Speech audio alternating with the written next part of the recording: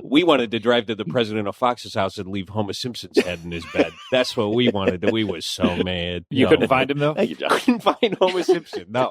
He's in Looked all Springfield. over. Springfield. Ah, God. Yeah. Springfield. But what state? We'll never know. That's the problem. It would be great if they just like came out with that this season. Yeah, They're just like, oh, by the way, this is Iowa. Massachusetts. Do you think it might be that?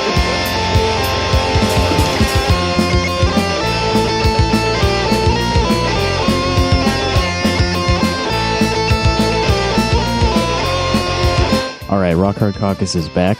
This is the 175th episode. Evan, do you remember how to do this? No. I don't know what... I don't know how to do anything. This included, whatever this is. I don't know what you're talking about. Oh, I just mean doing a podcast. Yeah. Okay. Because it's been about 2 weeks, and I don't know. I feel like we got into a rhythm where we were doing it every week, and then I had to take 1 week off, and now it's like I don't remember anything. I think we can manage. What's our position? Like, how do we want to? What are we expressing? What are we? We're guys who live in Iowa. Real guys. Yeah, we're real who live in fellas Iowa. Real salt of the earth kind of guys. And we talk about politics in Iowa, and we talk about culture sometimes, and music, and oh right, the Slipknot thing. We finished our Slipknot series. Thing. Go check it out on our Patreon. Yeah, it was fun. I was thinking, this is like a big sort of turning point in political media. It's a prime moment for pivoting and realigning. For sure. So we could just be whatever we want now, right? We could just change our entire outlook if we wanted to. Right now, you're wearing a Dr. Carson for President 2016 shirt, so that's a good rebrand. And I'm also wearing the shirt that you gave me that is Brain by NPR. So those are two potential avenues. We could either be like go conservative, like those are. I mean, obviously, like there's not really much of a market for leftism in 2024 United States politics, right? And I mean, why would you record a podcast for any reason other than to maximize your profit earning potential? Right. And also, to be clear, we're not like leftists either. We're just guys who are podcasting. No, I don't believe anything. We're just people who talk about things, don't have any actual beliefs or anything. Yeah, we're real individuals. We're independent. We kind of latched onto the Bernie thing as just, like you said, a complete marketing stunt. And we definitely haven't been consistent about our opinions about that kind of thing. But anyway, so I'm saying never spoken an honest word into this microphone. Right. So either MAGA. I don't know. Does Ben Carson have a place in the new Trump administration? He's not going to be the health and human services guy. Was he the HUD no, he was guy the housing. last time? Yeah, he was the HUD. You're right. Yeah. Yeah. I have not seen any news about him recently. Yeah. I haven't seen news about him in years. I have no idea what Ben Carson does now. Yeah. Or like the NPR thing, which I think is they're just doing like openly racism shit now. Like, I don't know. I've seen some bad NPR stuff lately. Yeah. Well, I mean, I'm wearing the weird sort of off-brand pack t-shirt of a presidential campaign for a black man, which gives me license to say anything. Like, how could I be racist if I'm wearing a black man's t-shirt? Perhaps. I don't know if that's how that works. Should we test that theory? No, I'm not racist, and I'm not going to say anything racist. The one line I won't cross, even for irony's sake. It's the one red line. That's good. It's a good start. I'm still a good person because I won't openly say anything racist. All right. I do have some stuff planned for us to talk about. I was mostly joking about forgetting how to podcast, but you be the judge after you hear this next hour of content. Do we still know what we're doing? On our last regular episode, we were excited to learn about the first declared candidate for the Iowa 2026 gubernatorial race. A man named Paul Dahl has announced he will be running for governor as a Democrat. And he has previous political experience, never successfully, and I forget exactly what he ran for. I think he's run for governor before, but he's been in sort of perennial candidate territory for quite a while now. And one little piece of his background that I found interesting was he had been banned from the public pool in Webster City. And I read an article about a city council meeting where he confronted the city manager about this. And as we were talking about it, I was like, oh, I wonder if there's a video of this. And I actually followed through and I found video of this Webster City council meeting from 2019. And I'm showing it to Evan now. I'll link to the video in the full episode notes if anyone would like to see this. But you're just going to hear it for now. And let's see. He's on the stand for almost 6 minutes. I'm not going to play 6 minutes straight of this, but I just want to give you a glimpse of how it begins, and then I'll get to the really good part. Okay, I'm Paul Dahl. I live out at and I just have three things. I might bleep that. He just gives his full address to the council. Yeah. I mean, he's a citizen. He's got a right to attend the city council meeting, and let's hear what he has to say. Before we hear him, let's judge him by his appearance a little bit. We were excited about his appearance in his campaign announcement video. He had a tweed suit with it wasn't a cowboy hat. It was a little classier than that. But in this video from 2019, he is definitely wearing a white cowboy hat and a pink polo. Yeah, a pink polo with some sunglasses clipped right in the collar, which is, really good look. Yeah, it looks cool. I mean, this is the kind of guy that Democrats should be running for governor. A guy who is wearing a cowboy hat and sunglasses and is a crank who attends city council meetings. This is who they need to be promoting. Yeah, this is a magnetic figure who can win over people of all political persuasions to achieve a supermajority. Absolutely. This was July 1st of 2019, by the way. So this is like a Paul Dahl summer look. I'd like to talk to the council about.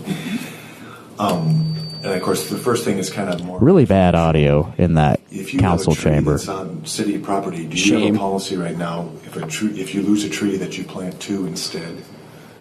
No, I don't believe so. Would the city council consider that? I mean, it's possible. Yeah, we could consider it. So, starting out strong.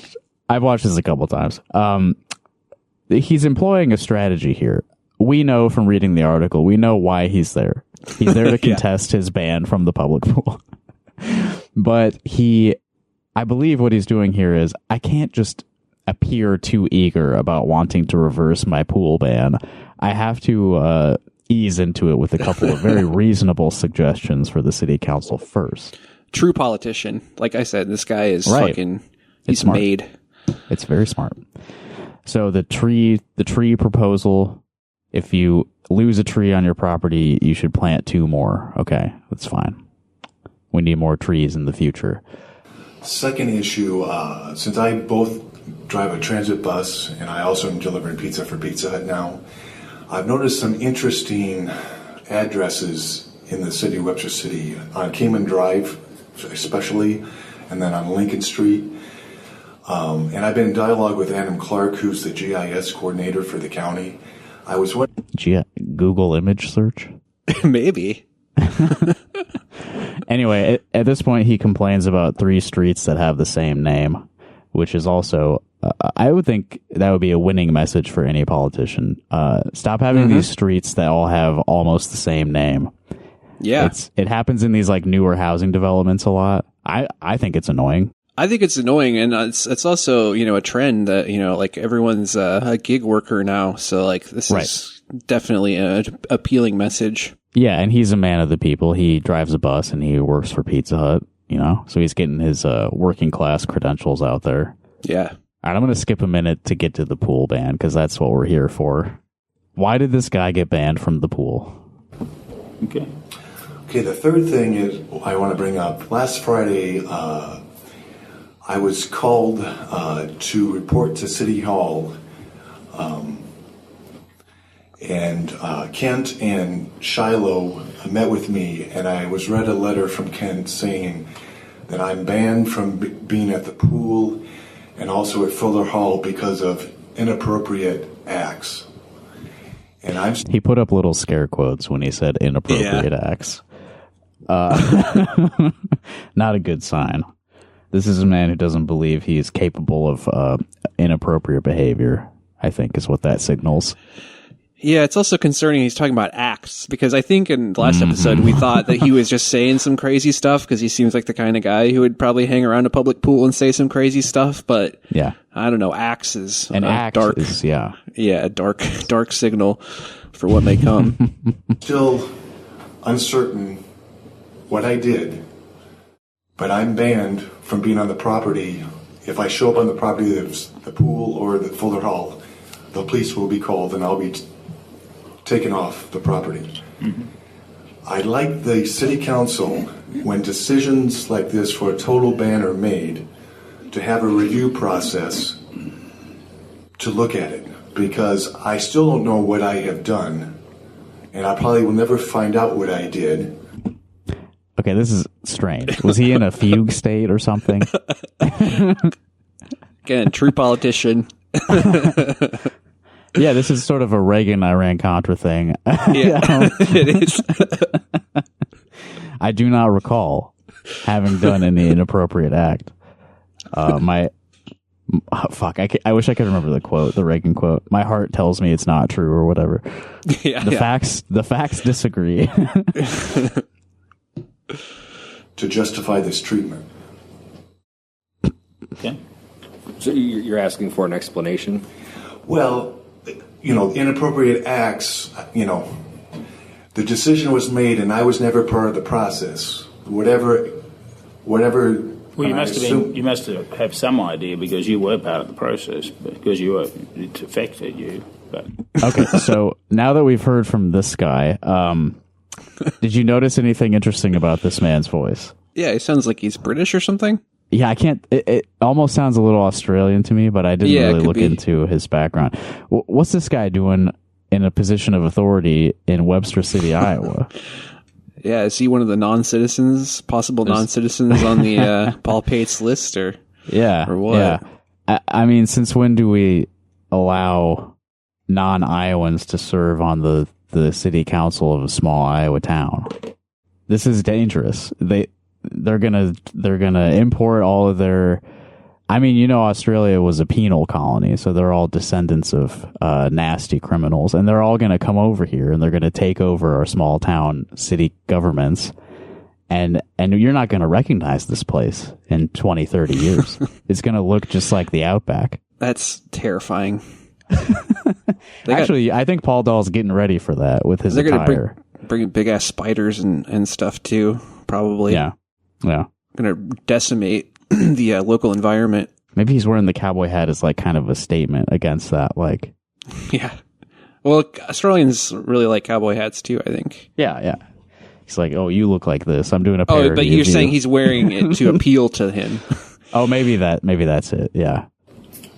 No, repeat that. Well, it's affected you, which means you are part of the process because you are the process. The decision was made, and I didn't get any hearing. I didn't get any input to what was going on. He should be judged by a jury of his peers, I think is what he's saying. Yeah. Before the pool ban goes into effect, I should be allowed to plead my case to all of the lifeguards and the concession stand employees. Mm-hmm. Okay. Was there any criminal charges pressed? I don't think so. Not unless you go back to those places. Unless I step on the property, there will be, there possibly could. Yeah. Is it a possibility to explain to him why he was banned, or is it best we just... Well, I'm not going to go into details other than as Park and Rec Director, my concern is the safety and well-being of both people that use Fuller Hall and the outdoor pool, as well as the safety of our staff. the comments that he made, I'm not going to tell you. I've told the mayor, but very inappropriate. Made the staff very uncomfortable. You see that little shrug? He did a little shrug. It's so good. His posture in this is awesome too, because he's like definitely trying to be like. He's like trying to appear relaxed because he's like kind of hunched over the podium and he's got his like elbows like propped up against the sides of the lectern. Yeah. He's like, definitely has the Joseph Dobrian thing where he's like trying to be like subtly threatening. Like he's trying to be like super polite and like come across well, but like there's like an implicit threat behind everything he's saying or doing. Right. Yeah, this is all going according to plan. Yeah. He's actually way smarter than everyone else in the room, and he's just got to laugh at all the mistakes they're making. It's all going to come back to bite them in the end once he's had his revenge. They'll see. Yeah, his posture, the way he leans on the podium there, it's reminding me of just like the way you would like lean out the driver's side window of your like your T-Bird. Yeah. GMC Tahoe. Some were minors, some of them were 18 or older. I think probably Zach. I shouldn't say anything else. So. Well, I hope that's good enough. And I apologize. I didn't mean to put anyone on the spot, but I hope that's good enough explanation. And be honest, I think then you're lucky there isn't a criminal charges pressed, Paul. And I stand behind the actions of the Parks and Rec director and the acting city manager. Okay, that still doesn't answer. Well, you won't get an answer in this. I mean, this is not 4 answers. I mean, the question you asked is if we'd consider doing a review process in the future for situations like this. The answer is yes, maybe we'd consider it. Okay, because I will tell you, it's a lifetime ban. As long as I live here, I can't be on the property. If I'm here another 35 years, I cannot be on the properties. Yep. I'm never going to go to the pool again because I had a chlorine reaction that day. I'm never going to go to the pool. You think I want to go back to your fucking pool? The chlorine reaction. The chlorine reacted with his brain and forced him to make whatever comments that he made. I got chlorine poisoning in your fucking nasty ass pool. You think I want to go back? No, it's about the principle. It's about the principle of the thing. And take the fluoride out of the pool too, by the way. Yeah, the fucking fluoridated pool water. Man. All right, there's a little bit more I want to show you. He probably did support RFK in the Democratic primary in 2024. Oh yeah, I bet he did. So I take it everyone's okay with a lifetime ban as long as I live here. I can never use Fuller Hall. Yes. Well, it's not something we can just. You can come up here and ask questions, and we can research it and put it to the thing later. And that's all we're doing. That's what it's about. We don't make decisions on this part of the. Bob, thank you. Oh, so I think that's the mayor, the guy with the accent, because he's like in the center of the dais there. Mm-hmm. Paul was wearing jean shorts, by the way. I didn't notice that till the end when he walked away. When he just abandoned the lectern because he realized he wasn't going to get his way. It really pulls the ensemble together once you see jean shorts with a belt. Hell yeah.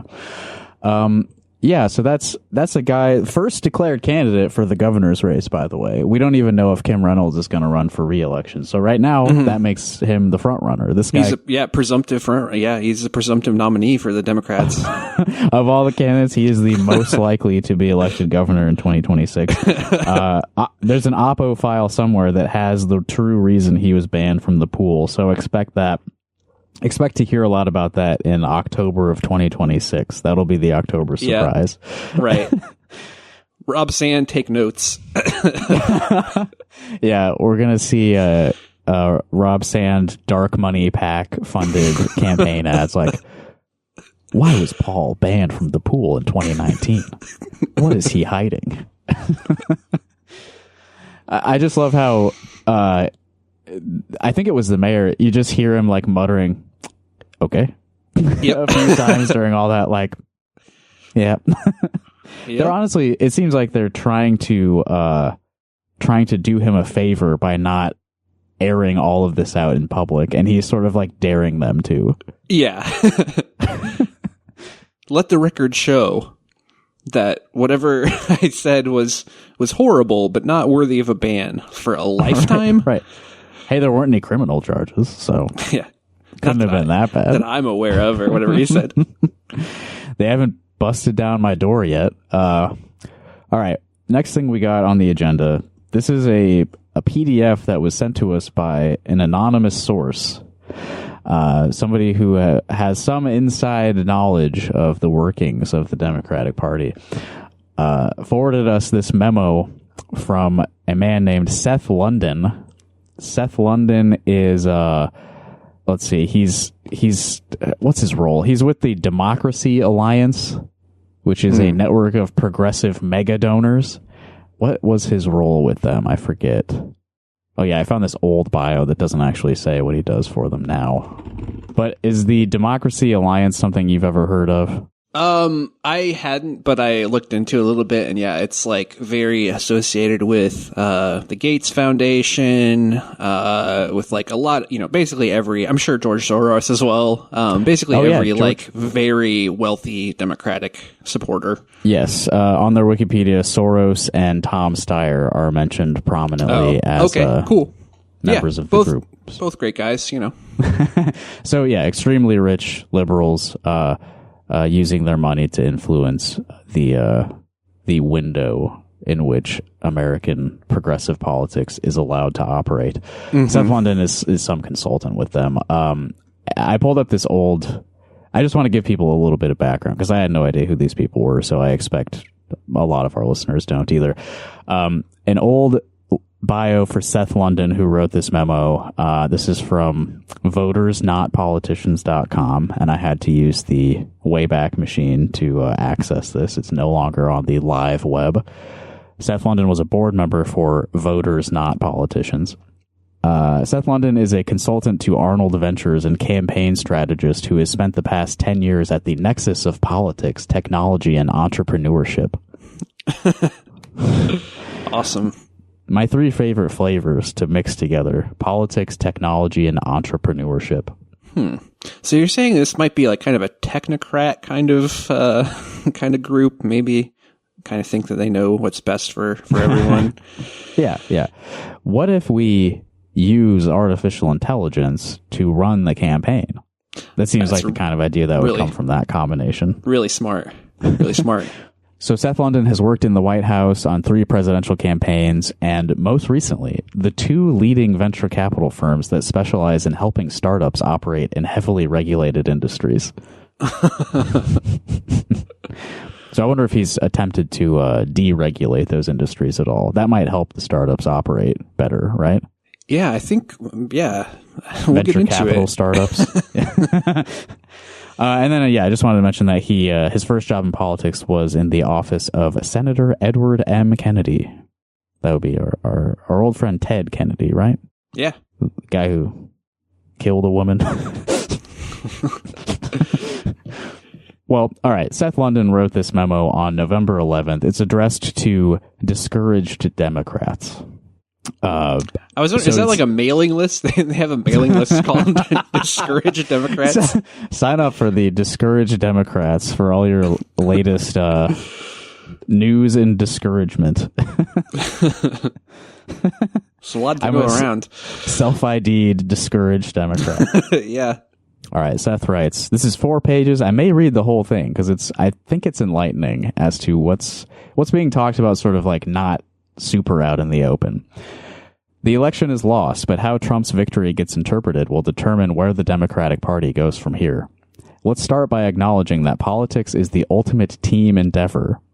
Except our team is not an organization, but a vast decentralized network of candidates, activists, donors, think tanks, media, and most importantly, voters. Most importantly, it seems kind of like the opposite, probably like the least important. Yeah, the rest of this memo does not seem to place the voters at the top of that pyramid. But I do want people to keep in mind who he listed there. This is a vast decentralized network of candidates, activists, donors, think tanks, media, and voters. So activists were listed there.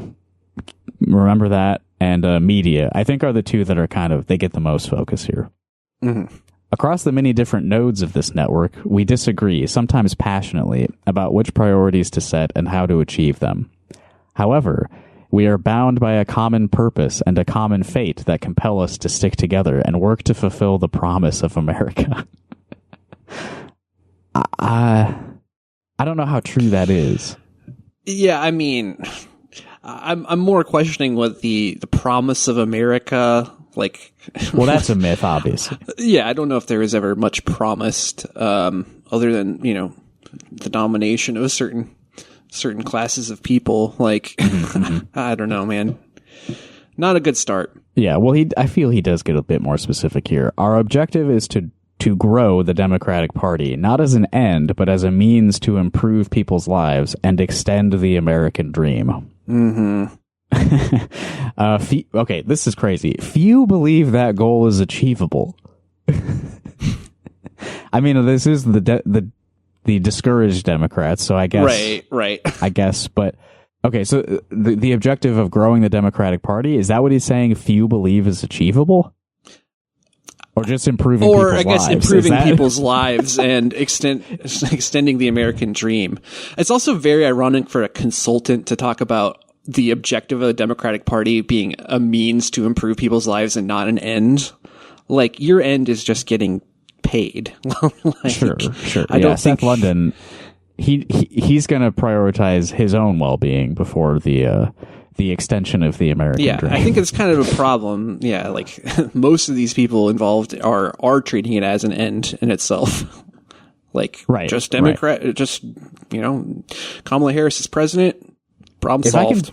If I can put some data in a chart that shows something increasing while I've been employed as a consultant, then I will be able to walk away happy. Yeah. Right? Yeah.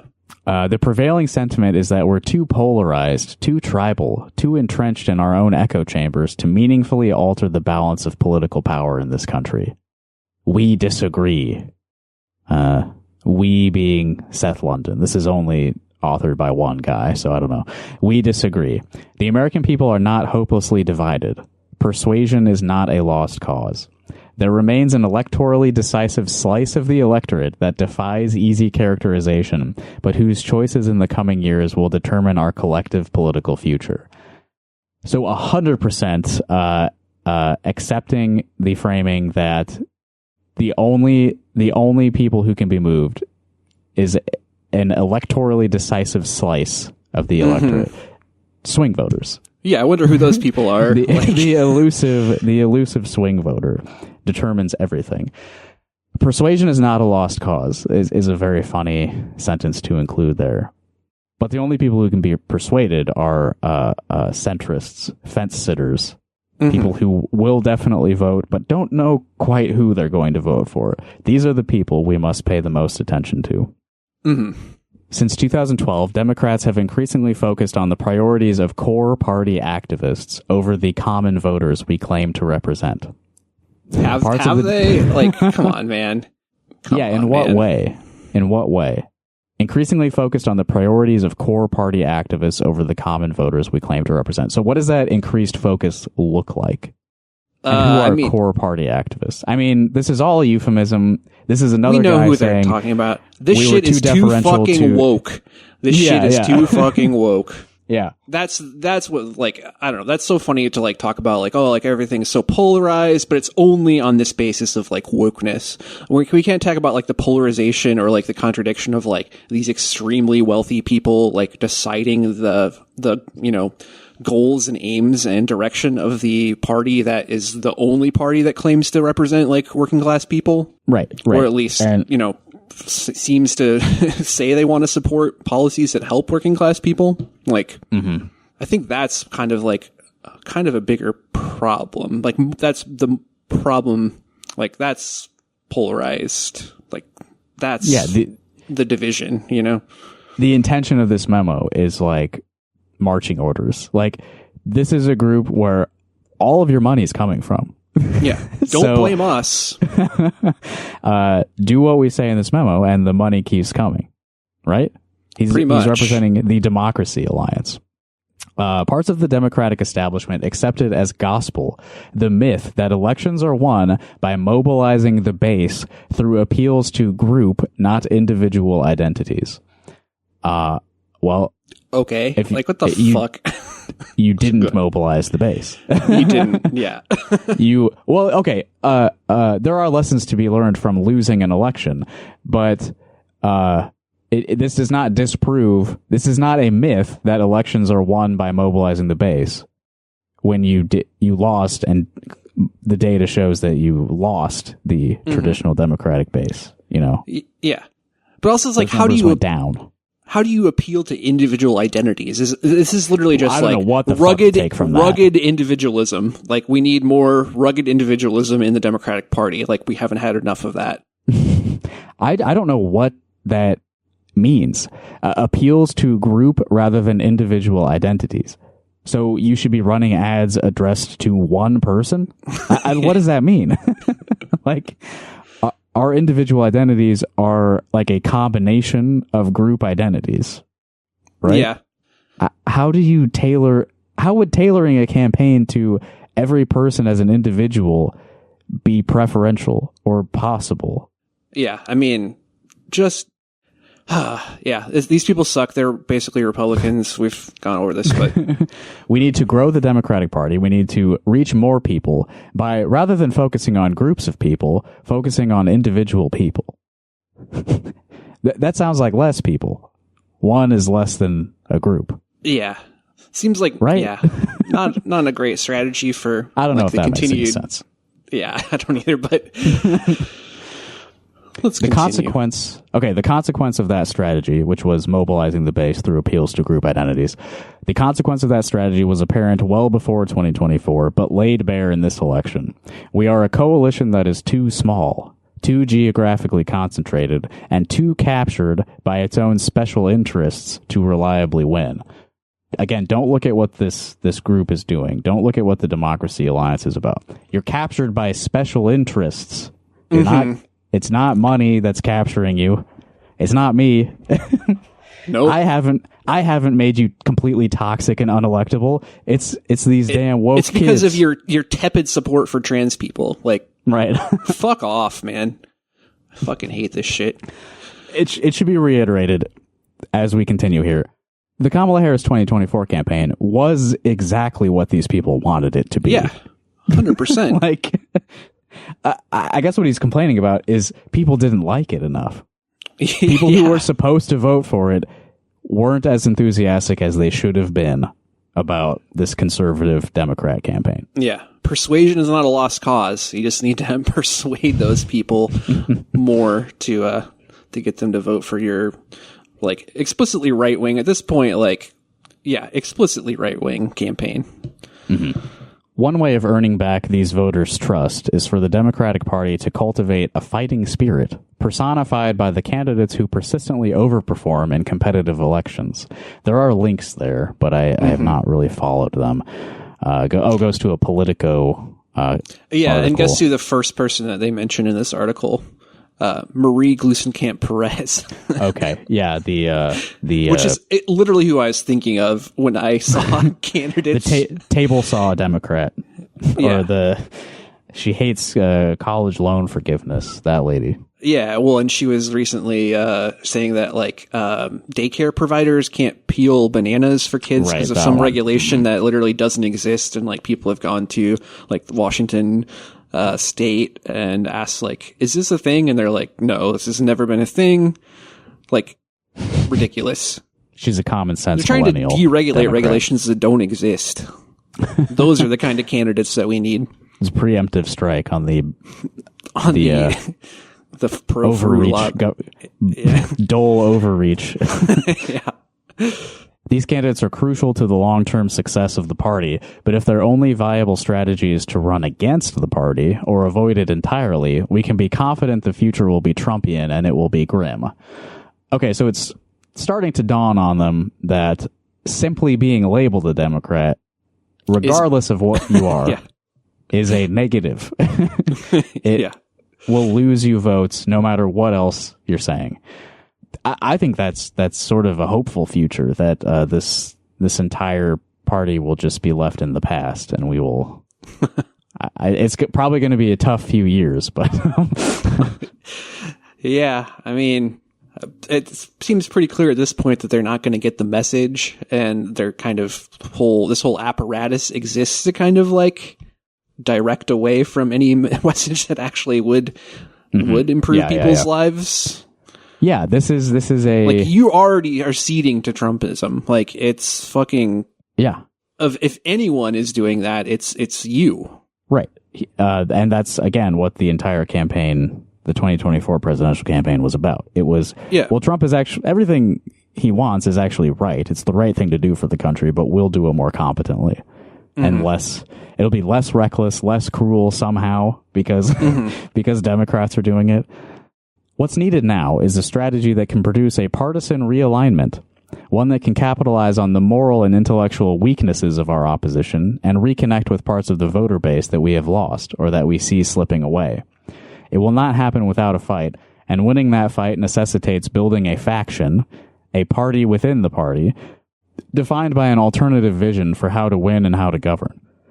Okay, they've done this before. Yeah. Like Democratic Leadership Council. Yeah, Blue Dogs. Like there's always a party within the party. Problem solvers. There's always this like centrist faction. This is not new. That also seems to like have for all intents and purposes run the party since fucking Bill Clinton ran in 1992. Like they've always had outsized influence over the entire party. Sour grapes. You already have what you want, and it is losing.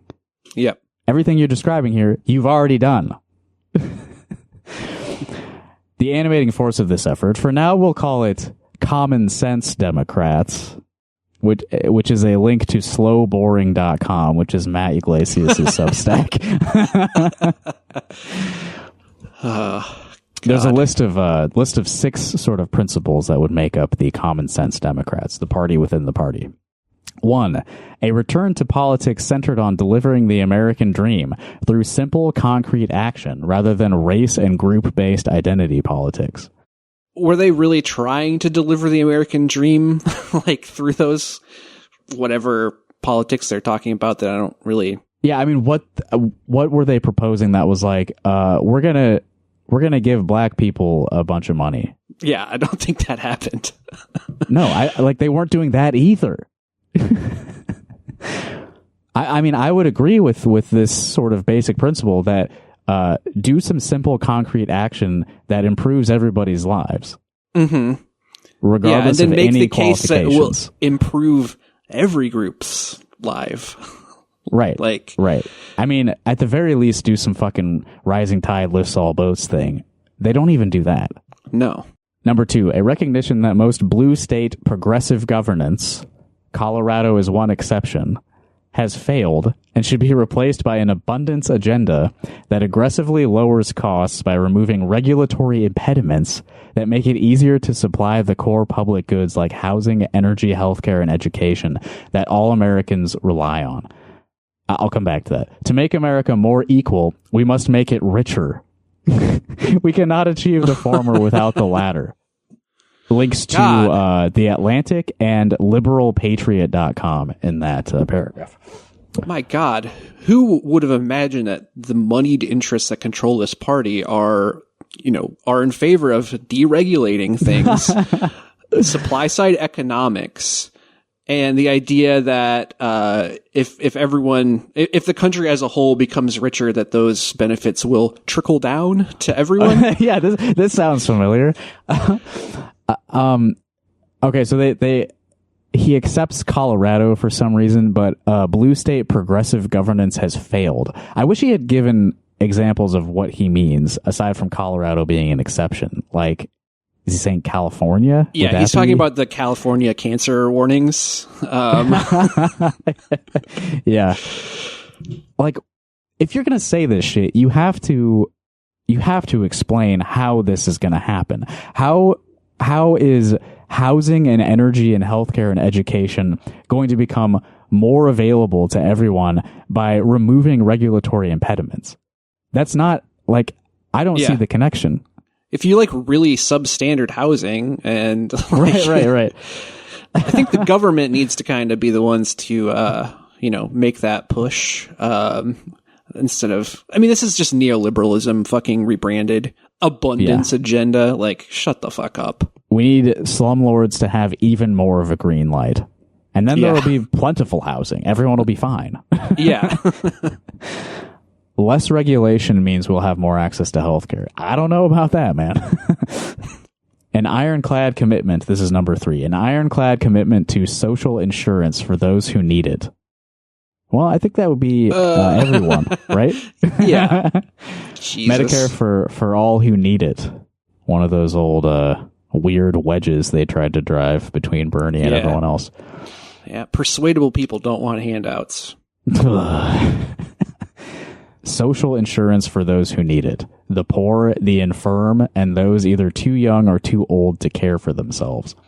All right, take that by itself. Is this a strategy for growing your base? We're going to provide this. How is this not fucking group-based appeals to identity? You're doing what you said you didn't want to do. Yeah. Also, the whole identity thing is like they have used that to squash any act like Bernie. Like they use that 100% against. Right. Like breaking up the banks would that solve racism? Yeah, right. My favorite. I'll never stop thinking about when that. it was convenient for you to make those arguments, you had no problem making them. Right. At the end of the day, it all is oriented towards maintaining the status quo. Mm-hmm. Keep the engine running for the benefit of Tom Steyer. Okay, so social insurance for those who need it, which you might think is everyone, but no, it's only the poor, the infirm, and those either too young or too old to care for themselves. Everyone else gets fucking bootstraps. Right. I don't really fit into any of those categories. I'm kind of poor, but, I do okay. I don't really fit into any of those categories, so I'm explicitly being excluded from this. I would consider myself somebody who needs insurance, despite not currently being any of those things. I think I will be at least. I think I could 3 of them. become one of those things very quickly. Yeah, I'm going to become too old for sure. That one's guaranteed. Mm-hmm. I'll likely be infirm. I'm never going to be too young again, but I will probably get poorer. I'm going to run out of money. Why not? Maybe the insurance could actually prevent some of that shit. If I got it before I become like incurably old and infirm. Right. Anyway, however, we do not believe the solution to spiraling costs of essential social goods and services like healthcare, housing, and education is to socialize them and promote them as free. Okay, no explanation necessary there. You don't believe it, so it can't possibly be the case. The spiraling costs of essential social goods. A solution that comes to mind for me is just guarantee them to everyone. And then it's no longer a crisis, right? Yeah, and that also tends to lower costs. If you can provide the service to a larger group of people, the cost per person tends to go down a lot. Right. If all of these essential social goods, if we stop allowing very wealthy people to capture those industries as profit-generating machines for their own personal wealth, their own benefit at the expense of everyone else who, by definition, require these essential social goods.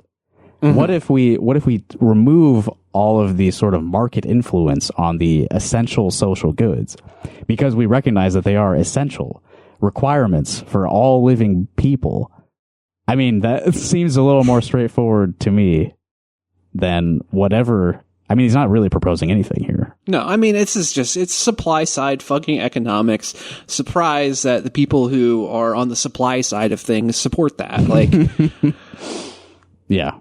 Everyone needs these things, and they're getting too expensive, so they're out of reach of a lot of people. The solution is not, however, to actually just provide these things to the people who need them. What is the answer? I don't really know. I'm not going to explain it. All right, on to number 4. A future-focused narrative and policy vision that transcends the smallness of our current debates and speaks instead to our common national identity that's rooted in hard work, equal opportunity, the pursuit of the American dream, and an unyielding focus on helping the common man and woman achieve a better life. And woman. What is this? What is this appeal to group-based identity? Yeah. Oh my God. And is that the common national identity? I mean, I think you might have kind of misplaced. How hard do you work, Seth? I mean, one, appealing to a common national identity is insane and stupid and like, again, like Trumpy. Yeah. I don't feel any like, I mean, obviously I feel solidarity with people who are like me, who I know have they suffer under this stupid system that again is oriented towards the personal benefit of very wealthy people. I recognize that, and I feel a kinship with everybody who has to work to increase the profits of those few people, right? My sort of common national identity is not, however, rooted in hard work. That's not really what I mean by that. Like, I feel kinship with people who are forced to work. It is not because we appreciate hard work. I don't want to be working hard. And I don't want anyone else to have to work hard. So I don't feel that as part of my identity.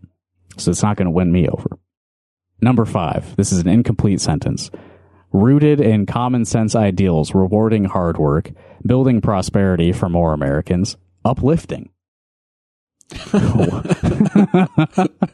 Yeah. You need to go work in the mines for a while. Then you'll get ahead that way. It's very uplifting. Yeah. The syntax there is like in It's Always Sunny when Charlie writes a speech for Dennis running for comptroller or whatever. Taxes, they'll be lower. Son, the Democratic vote for me is right thing to do, Philadelphia. So do. This doesn't make any sense. I don't know if you've seen that. This vision must be independent from the actions and agenda of the opposition party. Okay. This sounds good. Number 6, a genuine pluralism that honors individual differences but prioritizes our shared American identity. Repeating yourself here a bit. Confronts racism and bigotry but doesn't seek to racialize every issue. So this is a sort of like trying to find a middle ground, I guess. Yeah, like, we're anti-racist, but a little bit of racism, yeah, it's fine. Confronting racism, but not always. We don't have to, we don't have to. There's some cases where you don't have to actually think about race, like we're going to throw that out. In certain cases where, it might also benefit us to do that. Yeah. Okay. So I'm going to translate that. Confronts racism and bigotry, but doesn't seek to racialize every issue. So what that is don't make white people uncomfortable. Absolutely. Don't make white people feel like they might have made a mistake or done something wrong. Don't ever make a white person uncomfortable. And actively resists adherence to ideology or dogmatic thinking that inevitably constrains decision-making and undermines credibility with a supermajority of people. Which ideology, though? Because I think that you do adhere to certain dogmatic thinking. Yeah, it's so fucking insane. This is like, so is this not all, unceasingly dedicated to the promotion of free market economics? Is that not an ideological position? Because that's what I got out of a lot of this. Is like, no, that's all baked into the common national identity. Like, obviously, every American is like that. Like, that's all. Everyone wants to work hard and come out ahead, and that's all there is to it. We don't have to think about any of our individual differences. We just need to focus on the shared American identity, which is literally the exact same identity that the Republicans are promoting. Like, People love working hard, and that's what makes us American. These are principles, not policies. They are incomplete, but suggest a foundation upon which a larger democratic coalition is possible. The question now isn't whether the American people will embrace this direction, but whether a core group of leaders in the Democratic Party will. If they do, a critical mass of voters will follow. They didn't. Kamala campaign went by this exact playbook and like bled out among every like Democratic leaning contingency. Like right. So again, it was a myth before. There was a myth that elections are won by mobilizing the base through appeals to group, not individual identities. That was a myth, but this is just written as fact. If a core group of leaders in the Democratic Party will embrace these 6 principles, a critical mass of voters will follow. You don't need any sort of like supporting data for that or anything. I'm supposed to accept that if you get your common sense Democrats, the party within the party, to adopt these principles, that's going to win 100%. How do you ever? They know better than you. I mean, where does this hubris come from? They have the money on their side. I guess that's right. It's the money. Yeah. Money and power.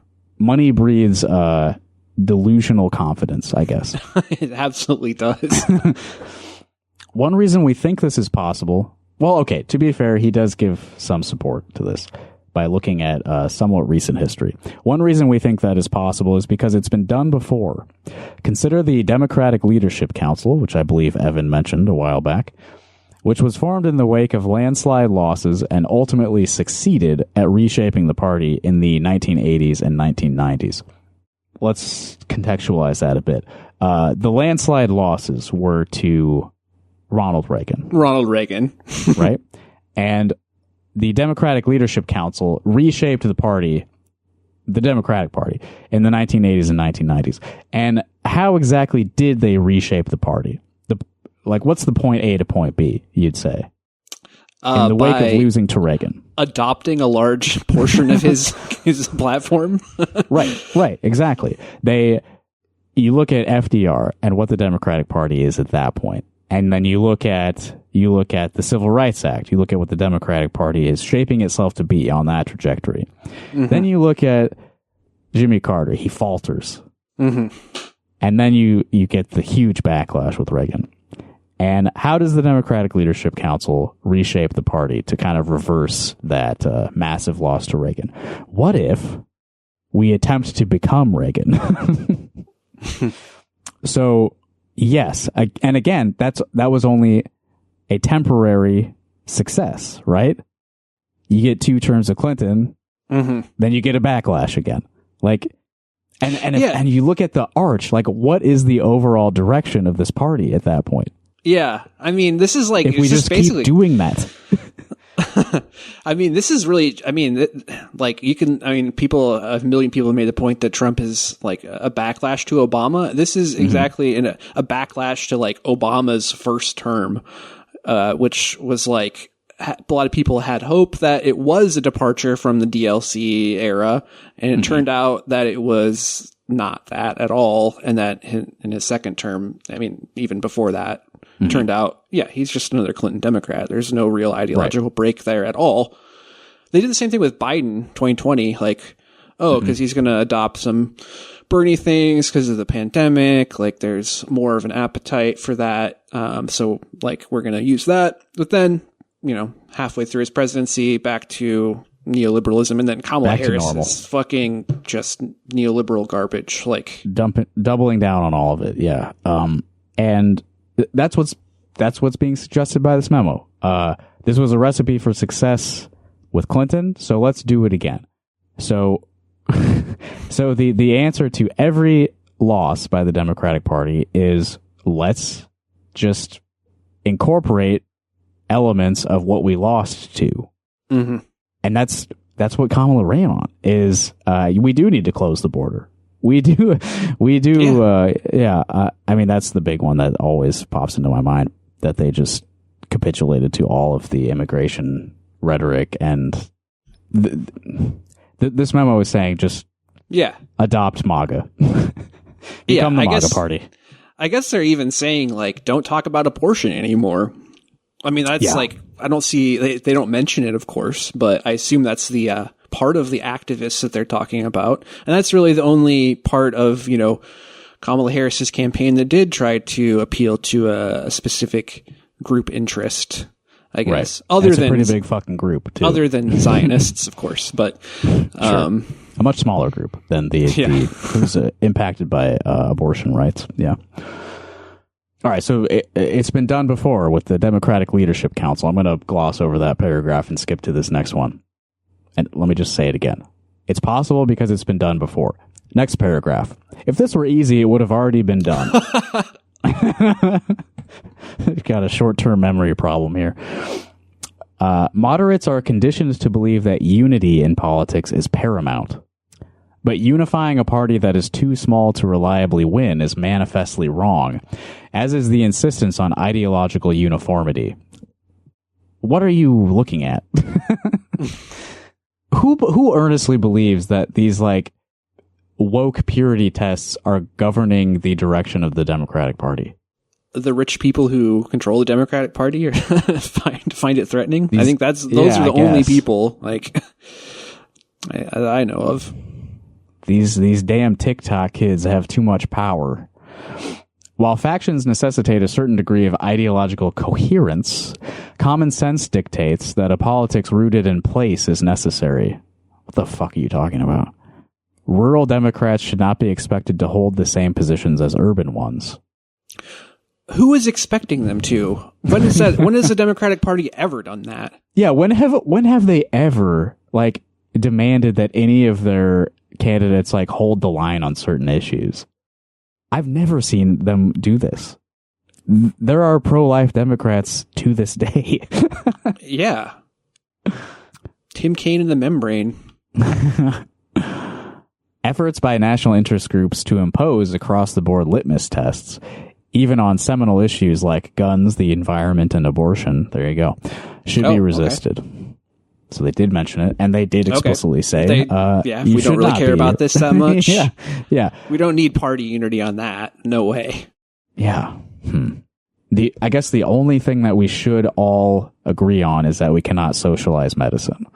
that's we should deregulate housing. That should be the animating uniting feature of this party is deregulated housing for all. Obviously, that produces inherent tensions, starting with too big and broad of a tent will backfire.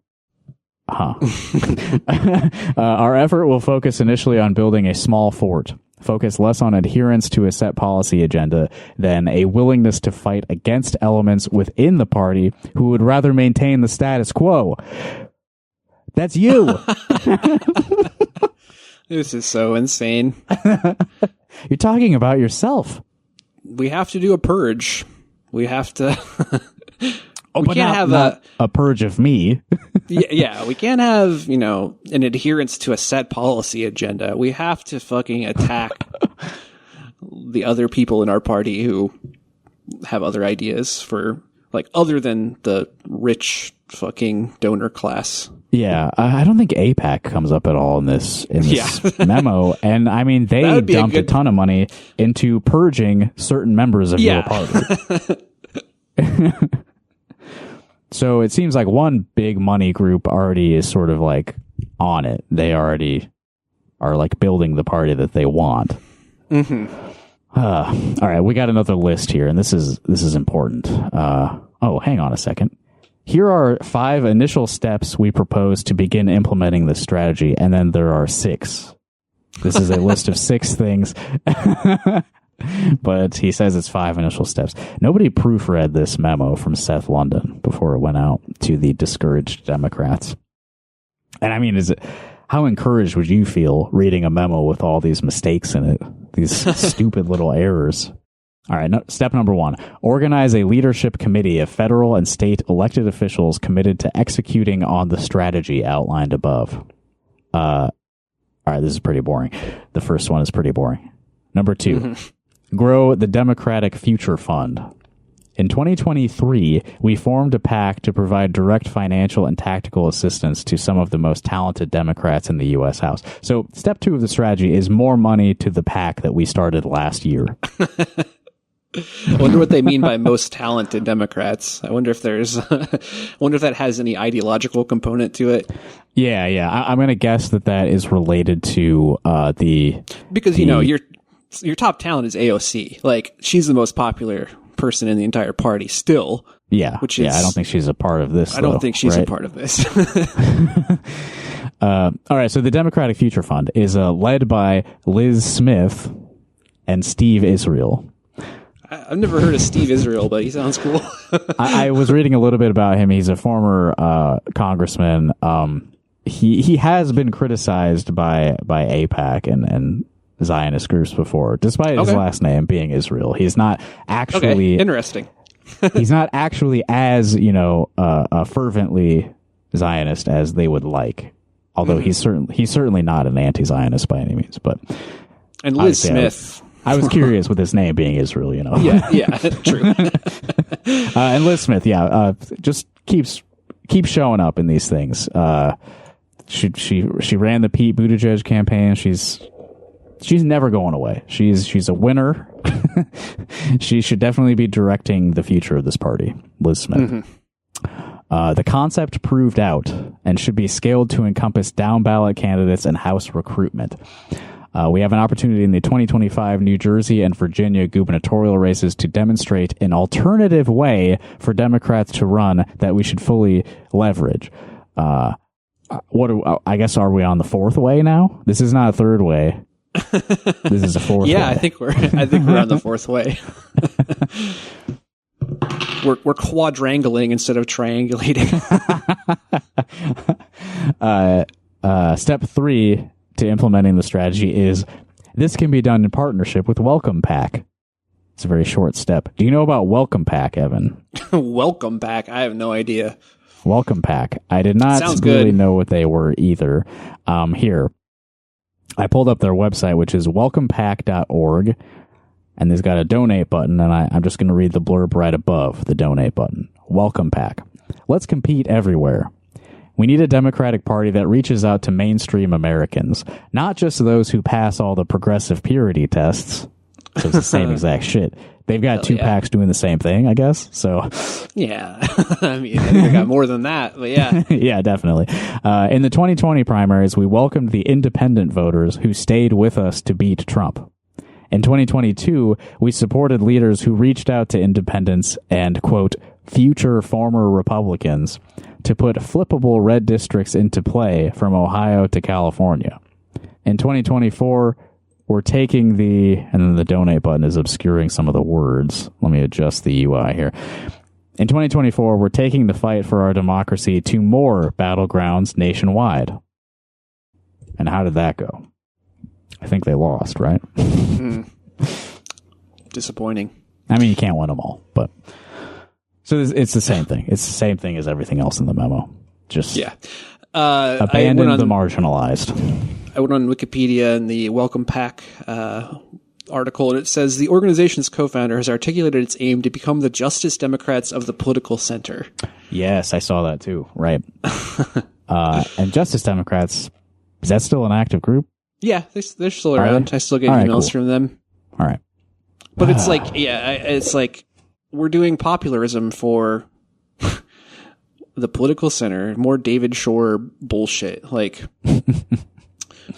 these policies are not popular. Like, warmed over centrism is not popular, and you're not going to get a bunch of, like, a groundswell of organic support by, like, pursuing these sort of things. No. You're going to get a lot of rich fucking assholes to donate to these terrible PACs to influence the party in a bad way. Step 4 to implement the strategy is create an institution to resource the intellectual capital that will enable common sense Democrats to effectively engage and ultimately win the battle of ideas. Yeah, again, they're just imagining a future where, like, actually people will like the garbage that we're selling. Yeah, if you collect enough intellectual capital and deploy it in the battle of ideas, you will win. You will win enough points in the discourse competition, and these ideas will succeed. There is currently no institution fulfilling the mandate to inject the Democratic Party with fresh ideas and political communication strategies for expanding the coalition. Isn't that what they're all fucking panicking about? I think this is what's on everyone's mind at the moment. The Center for American Progress previously played that role, but it has become a shell of its former self. While others are too captured by donor and special interests and are simply not built to fight. Not like us, though. They mean small donors. They mean like people who actually do have like political commitments to certain issues. The Democracy Alliance is not captured by donor interests. We are an independent organization. We're not ideologically focused. This is not directed by any particular ideology. Yeah. We're just putting money in the pot, and we're only committed to good. Just common good. sense pragmatism. Yeah. That's not ideological. That's what it comes from God. It comes from God. The common sense instilled upon us by our Creator. Instilled within us, not upon us. Step 5, secure funding to grow an existing platform, or start one, that allows a new crop of aligned thinkers to work under the same organizational umbrella and become a megaphone for the larger effort. So they need a Joe Rogan. Yep. Again, we need to become popular without doing anything that people actually like. Yeah. Well, persuasion is not dead. We just need to convince everyone that they want this. We know we know what's best for them. We know they do want this. We just have to convince them that they want it. The ability to cogently communicate and distribute ideas is fundamental to the success of any political project. The DLC had the New Republic and Blueprint. The New Right had National Review and Public Interest. The Progressive Left had Dissent. And MAGA originally had Breitbart, but now has too many to count. So there's just nothing out there. There's no media out there for centrist Democrats. Where is it?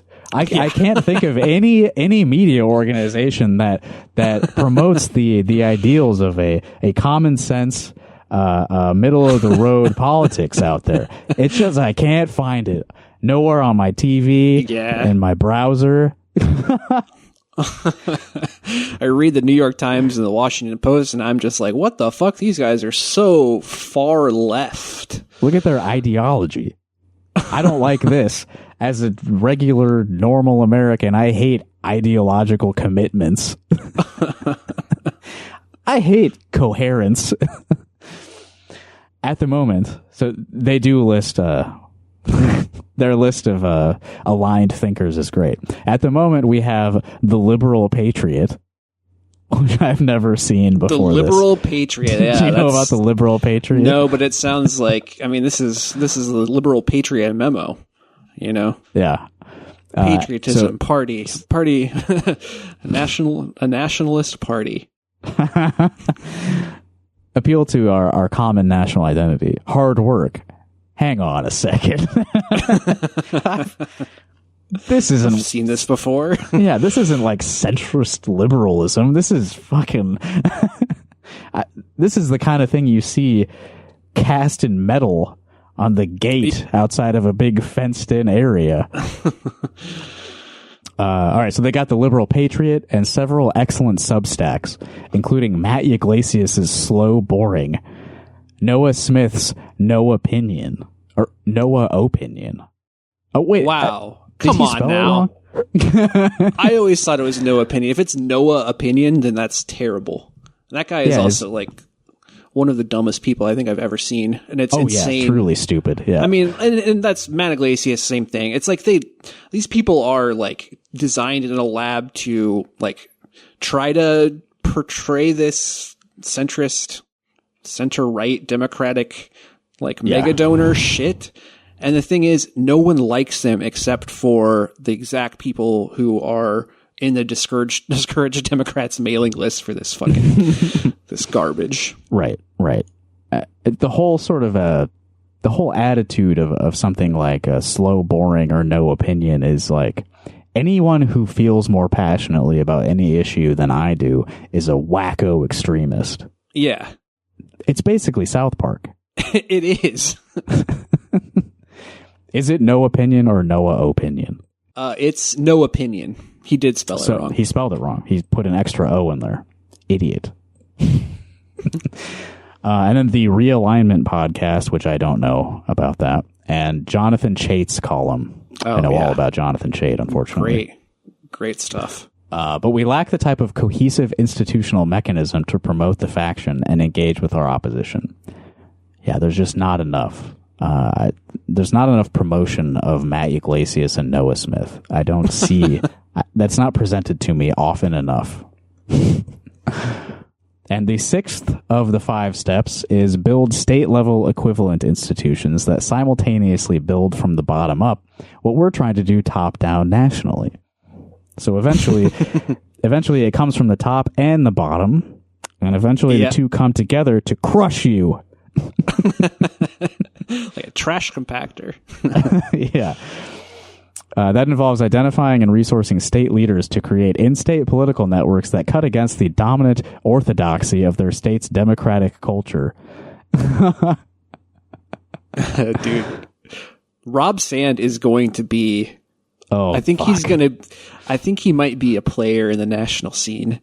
I mean, if he can run for governor and make it, like, he is tailor-made for these people. He will definitely benefit from this ecosystem. I mean, he is. Like, I'm sure he's already does. Yes. Yeah, already involved. Wow. All right. Well, there's a little bit of a conclusion to this, but there's nothing really new here that we haven't already read. I'll just say this because I love this. We have no illusions about how extraordinarily difficult this will be to pull off. And then he's talking about like the hurdles they have to jump. And one of them is it requires donors with FDR's disposition to embrace bold, persistent experimentation and become, quote, traitors to their class. If only, man. This is what you consider class traitorship? Like, deregulating housing requires some class traders. We need George Soros's money to like give social insurance to those who need it. That's class trader right there. Good Lord. So that's the future of the Democratic Party. Sounds like they know what they want and they're working hard to build it. Mm-hmm. And it does not sound like they want us to be there for it. So good riddance. Yeah, I mean, it's not looking like there's much benefit to working with these people anymore.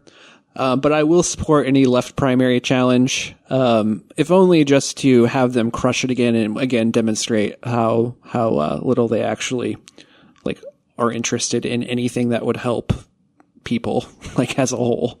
Mm-hmm. Like, I don't know. Yeah, the big question is like they keep sort of readjusting their priorities, becoming more conservative in the interest of being able to win elections. But Seth himself in that memo said that's not the end goal. It's to shift the Democratic Party into a winning coalition for the purpose of improving the lives of regular people in America. But how? Because you are just you're shaving off every little bit of that any credibility that that's actually what you want each time you just throw these ideals under the bus. Every time we go through this cycle.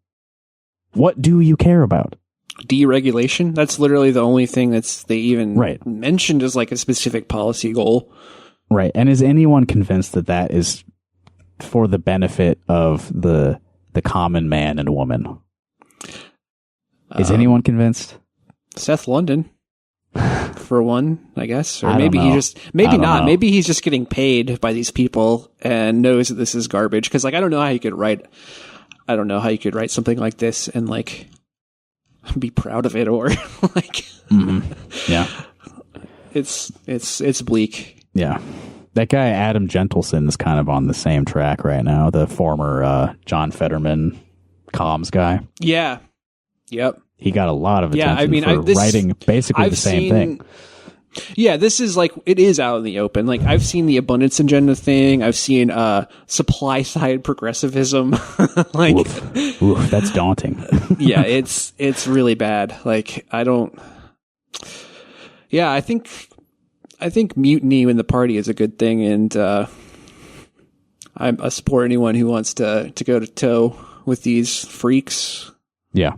But I also support anyone who just fucking gives up on it too. Like, it's hard to see any future where this party like actually changes for the better. Yeah, there are things happening outside of elections that are, I mean, desperately needed. But obviously, we're just trying to like fill holes, put Band-Aids on things that our government is failing to provide. It's hard to look at this and not just feel some level of helplessness. But like Evan said, support all efforts to do something. Fuck. Anyway, that's been Rock Hard Caucus. We don't really have time to get into another thing that I really wanted to talk about, which is a Des Moines Register article called Iowa Unemployment System Reforms Score a Huge Victory, which was written by a guy who runs the Foundation for Government Accountability. So, guy who hates that anyone can receive unemployment benefits thinks it's good that fewer people are receiving them. So maybe we'll look at that next time. And that'll be fun for everyone. Mm-hmm. Is that as part of the deregulation that these guys are wanting? I don't know. I haven't read it yet, but it's nasty. It sounds bad. If you have any ideas or just any thoughts, if you just want to rant or vent about any of the things you heard in that awful memo we just read through, you can call us at 319-849-8733. If you want to write your own memo or maybe even a manifesto and type it up on a typewriter and mail me the manuscript, you can send it to P.O. Box 5336 in Coralville, Iowa 52241. Or you could just email it to us at rockhardcaucus@gmail.com. Evan, do you want to record a call us after this? Yeah, I'm down. Okay, we'll do that, and you can listen to that at patreon.com/rockhardcaucus. I believe we're on the 10th episode of Rock Hard Call Us, where we field calls from listeners and strangers who happen to see the phone number on the street. Yeah.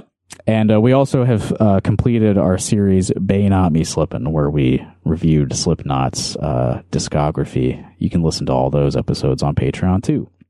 And we're going to do some other stuff eventually also. But yeah, we're going to close out with some music from my band Wombat. We just released a new album. So here's a little bit of noisy stuff to go out on. Thanks for listening, everybody. Thank you, Evan, for hell yeah. Let's go. Enduring go the Wombat. Awful memo. Oh, yeah. Thanks. We're recording this on Black Friday, by the way. We're all having food hangovers, so apologies if this is a disjointed pod. But yeah, we're suffering. Stuffing is just bursting from my holes.